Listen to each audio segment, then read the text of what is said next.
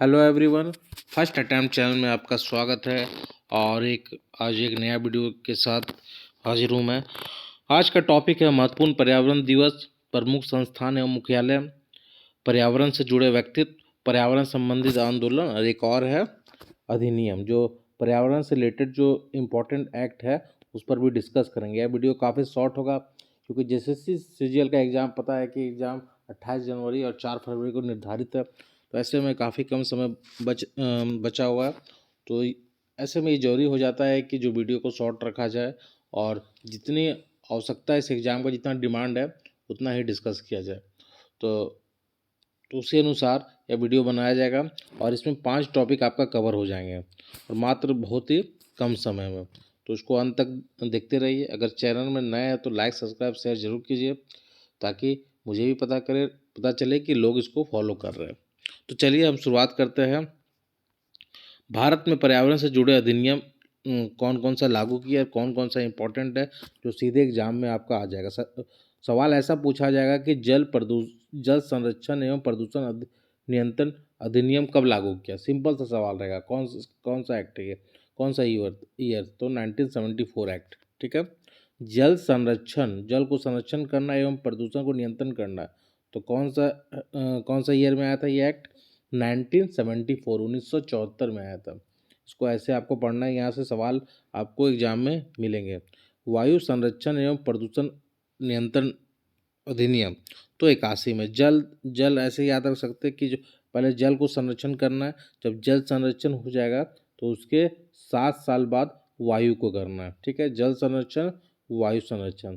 तो जल संरक्षण 1974 और 7 साल के बाद वायु संरक्षण तो 1981। ठीक है।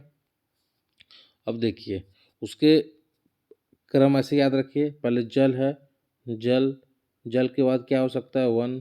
ठीक है। उसके बाद वायु। ठीक है। तो वन संरक्षण अधिनियम जो था वो 1980 था। ठीक है। और सबसे पहले वन जीव सुरक्षा अधिनियम 1972। कंफ्यूज मत कीजिएगा। वन संरक्षण अधिनियम है 1980 और वन जीव सुरक्षा अधिनियम है 1972। पर्यावरण सुरक्षा अधिनियम 1986 काफ़ी इंपॉर्टेंट एक्ट है और जैव विविधता अधिनियम 2002। ठीक है। तो यहाँ पे 6 एक्ट है, ये याद रखना। फिर से आपको मैं बता देता हूँ। एक तो हो गया जल संरक्षण 1974। ठीक है। वायु 1981। वन संरक्षण अधिनियम, पहले ऐसे याद रखना है कि वन जीव आया। ठीक है। 3 तो ऐसे याद हो जाएगा। वो पहले वन जीव आया। ठीक है। जीव का बात करेंगे, सबसे पहले आया 72 में। उसके बाद क्या है? जब जीव का संरक्षण हो गया, ठीक है, तो फिर वन जीव का हो गया।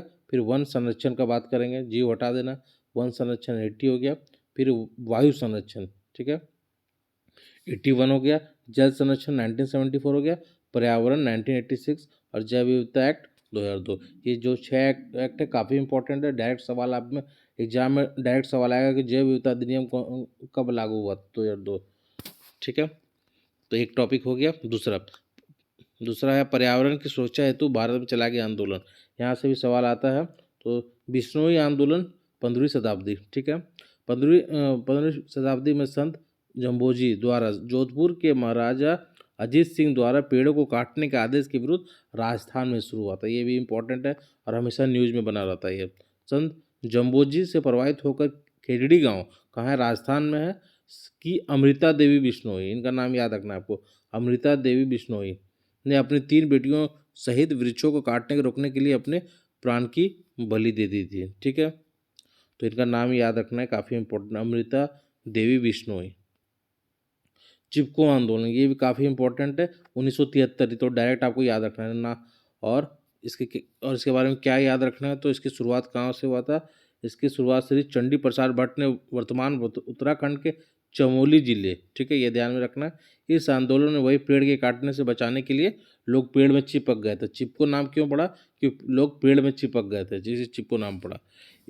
और इनका नाम काफ़ी इंपॉर्टेंट है, नाम पूछा जाता है। चिपको आंदोलन से जुड़े व्यक्तित्व सुंदरलाल बहुगुणा इस आंदोलन में चंडी प्रसाद भट्ट के सहयोगी थे। तो सुंदरलाल बहुगुणा नाम याद रखना है आपको, और एक चंडी प्रसाद भट्ट। ठीक है, 2 नाम याद रखना। सुंदरलाल बहुगुणा टिहरी बांध आंदोलन के जनक थे, तो ये भी ध्यान में रखना। साइलेंट वैली, ठीक है, 1973 केरल के कुंटी पुंज नदी पर बनाए जा रहे कुद्रेमुख जल विद्युत परियोजना के विरोध में की गई थी, ठीक है, तो ये ध्यान में रखना। साइलेंट वैली आंदोलन 1973 केरल, कम से कम इतना तो याद रखना आपको। अपिको आंदोलन 1983 कर्नाटक के कन्नड़ क्षेत्र में, ठीक है, इसके नाम नाम याद रखना कौन थे इसके, तो पांडुरंग हेगड़े, ठीक है, ये नाम भी ध्यान में रखना। और इस ये भी क्या कहते थे कि पेड़ में लिपट कर पेड़ों को काटने से रोकना था, ठीक है, कुछ नहीं तो ये याद रखना। और एक ईस्वी याद रखना है आपको, और उससे रिलेटेड किस जगह और कौन जुड़े हुए थे ये ध्यान में रखना है आपको। नर्मदा बचाओ आंदोलन तो काफ़ी इंपॉर्टेंट है, इनका नाम याद रखना आपको, मेगा पाटेकर, ठीक है, 1989, ठीक है, नर्मदा नदी पर बनाए जा रहे बहुउद्देशीय बांध परियोजना के विरोध में था ये, ठीक है, तो इतना आपको ध्यान में रखना है। तो हम लोग 2 टॉपिक कंप्लीट कर लिए, यहाँ से आपके सवाल कंफर्म 2-3 सवाल तो आने चाहिए, ठीक है। प्रमुख संस्थान एवं मुख्यालय हम लोग देखेंगे। भारतीय प्राणी विज्ञान सर्वेक्षण केंद्र कोलकाता, ठीक है, भारतीय प्राणी विज्ञान सर्वेक्षण केंद्र का है तो कोलकाता में है, ठीक है। भारतीय वन प्रबंधन भोपाल, ठीक है, भोपाल एमपी बीचों बीच में, तो वन हम लोग वहीं से कंट्रोल करेंगे, ठीक है, ऐसे ध्यान में रखना है। भोपाल हो गया, ठीक है। भारतीय वन सर्वेक्षण, सर्वेक्षण कहाँ से करेंगे तो देहरादून से, थोड़ा सा ऊपर में है तो सर्वेक्षण करेंगे ऊपर से, प्रबंधन बीचों बीच करेंगे, ऐसे ही ध्यान में रखना आपको। प्रबंधन कहाँ से करेंगे, भारत के बीचों बीच से, और सर्वेक्षण करेंगे तो ऊपर से करेंगे, देहरादून से, ठीक है। वन जीव अनुसंधान संस्थान, ठीक है, तो देहरादून में 2 चीज़ हो गया, एक तो भारतीय वन सर्वेक्षण केंद्र हो गया, एक भारतीय वन जीव अनुसंधान संस्थान देहरादून, ठीक है, देहरादून में ये भी है भारतीय वन्यजीव संस्थान, ठीक है। राष्ट्रीय पर्यावरण, ये इंपॉर्टेंट है, ये पूछा जाता है। राष्ट्रीय पर्यावरण शोध संस्थान कहाँ है तो नागपुर में, ठीक है।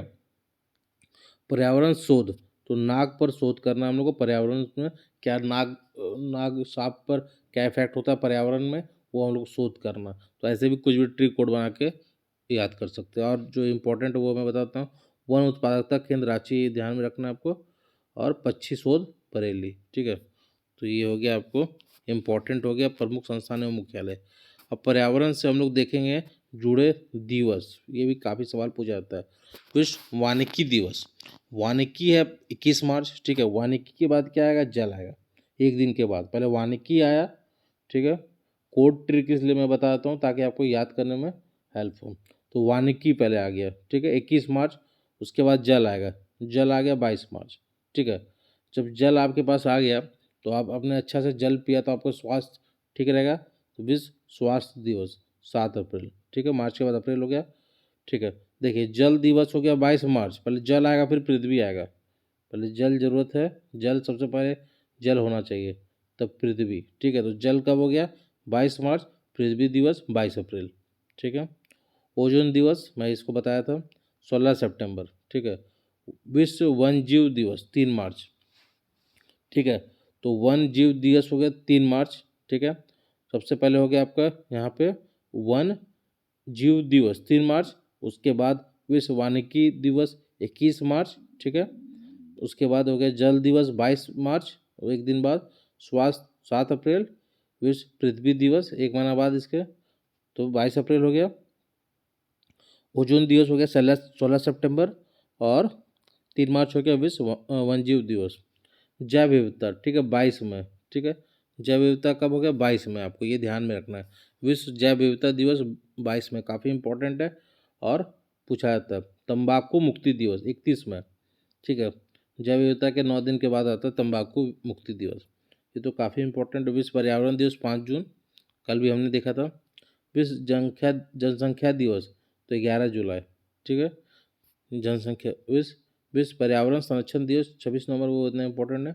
राष्ट्रीय प्रदूषण रोकथाम दिवस 2 दिसंबर, ठीक है, ये काफ़ी इंपॉर्टेंट है। विश्व पर्यावरण दिवस याद रखना आपको, जैव विविधता दिवस याद होना चाहिए, विश्व जल दिवस याद होना चाहिए, पृथ्वी दिवस याद होना चाहिए, विश्व ओजोन दिवस याद होना चाहिए कम से कम, और विश्व वन जीव दिवस, 5-6 याद होना चाहिए, तो काफ़ी इंपॉर्टेंट है आपके लिए, ठीक है। कुछ पर्यावरण से जुड़े व्यक्ति थे वो भी हम लोग देख लेते हैं। रविंद्र कुमार सिन्हा, ठीक है, रविंद्र कुमार सिन्हा ये डॉल्फिन मैन ऑफ इंडिया कहता है, ठीक है, रविंद्र कुमार सिन्हा को क्या कहता है, dolphin man of India. Ramdev Mishra Bharat में पारिस्थितिकी के जनक कहा जाता है। ठीक है, इंपॉर्टेंट है, रामदेव याद रख सकते हैं। ठीक है। डॉक्टर नॉर्मन बोरलॉग विश्व में हरित क्रांति के जन्मदाता।